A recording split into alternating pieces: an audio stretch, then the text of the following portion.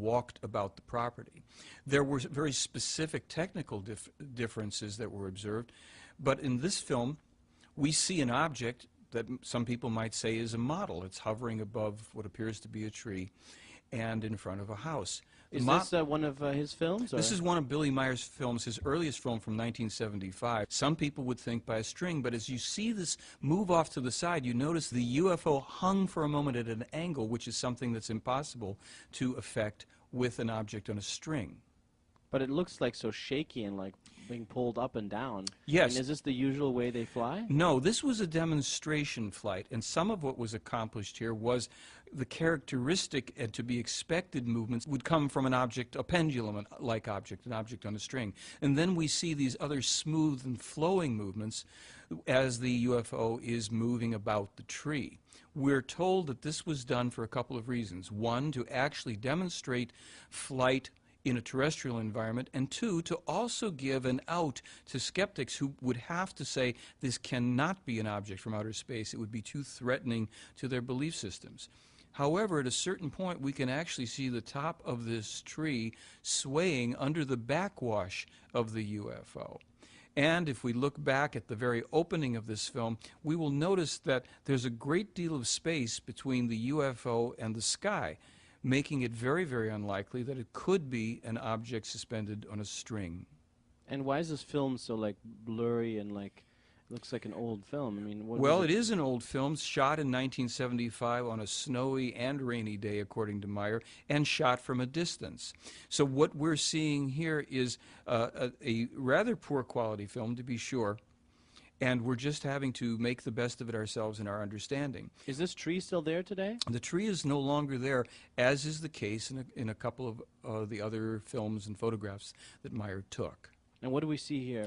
Here is a much clearer film segment that Meier took with a UFO hovering above a road, and we can see a car moving slowly to the left in the bottom. Oh yeah, that white dot there, yeah. The white dot. We're going to see another one in a moment. We also notice that there is a tree branch with some leaves to the left. Meier was encouraged oftentimes to have objects in the foreground for perspective and calculating the distance. Here the craft is moved suddenly to the left, and it's exhibiting a characteristic floating motion that we're told is really the craft riding on the magnetic field of the Earth. In this film, we can see an object, a toy made in the 1990s, invented by physicists, called a levitron, that exhibits this type of movement as this object, in these repeated frames, floats above the base. We dissolve here into Meier's UFO as it too is exhibiting that type of hovering, pulsing movement on the magnetic field of the Earth as he was told. Now watch as the object will suddenly dart away in one frame, disappearing from view. How is that possible? Meier was told that they have technologies that allow them to move out of phase, out of dimension, within a part of a second. They can not only move out of dimension that quickly, they can also pop back into dimension. When the films were examined at Nippon TV, they discovered that indeed there had been no cutting and that the object not only disappears in one frame, but pops back in one frame just as suddenly as you see here. So where does it go while it's gone?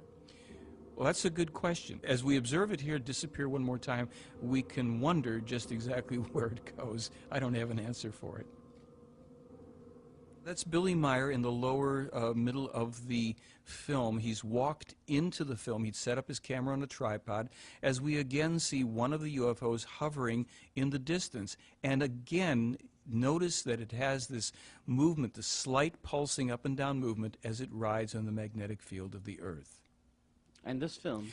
This film, Meier has the UFO as it comes in closer. He also zooms in on it a bit, and we will see two very dramatic effects of a light flashing there from the top. There, yeah. You see it? And then from the rim of the ship. Why is it flashing like that? That was not explained. As a matter of fact, when Meier mentioned it to them, to the extraterrestrials, they were surprised at that effect, and they wanted to see the film too. We see it again go on there. Now, as you watch this film, in a moment you're going to be able to observe more clearly that the craft is actually above the Earth. There's a bit of a hill or mountain just below the time codes there. So clearly this was photographed outside. This was filmed outside.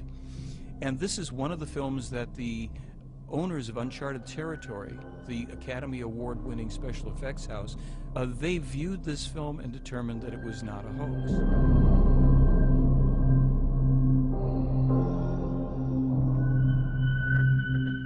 In this film, we see 3 of the UFOs, again in the distance, with tree branches in the foreground, as they hover at slightly different angles in relationship to each other, exhibiting again the pulsing movement and changing distance ever so minutely between them.